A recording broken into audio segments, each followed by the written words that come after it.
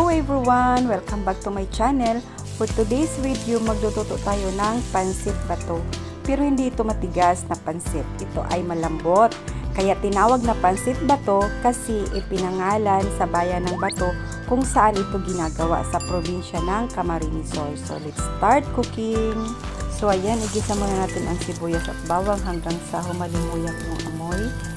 At isusunod natin dito yung chorizo or kahit anong meron kayo. Isusunod natin yung carrots at yung bagyo beans.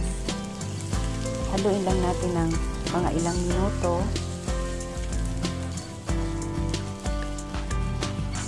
At isunod na natin yung pinakuluan natin na chicken breast.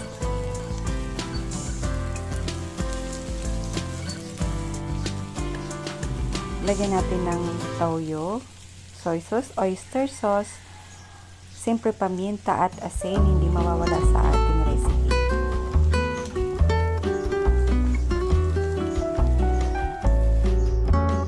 At isunod natin yung pechay. Pechay yung nilagay ko kasi dito sa amin sa Bicol, kalimitan ang nilalagay ay pechay. Mas masarap kasi ang pechay. So ito ay set aside muna natin. At magpapakulo tayo ng tubig. So hindi ko na hinugasan dito yung kawali natin. Nilagay ko na yung chicken broth, yung pinakulaan ko kanina sa chicken breast.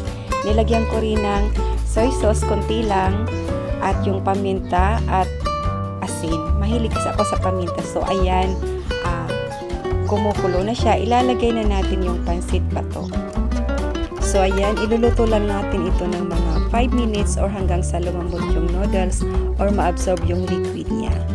So subscribe and comment down below. Thank you. So ilalagay na natin yung pinalamig natin gulay kanina na niluto natin. Ihahalo na lang natin siya kasi luto naman na siya. Hinaan na natin yung apoy.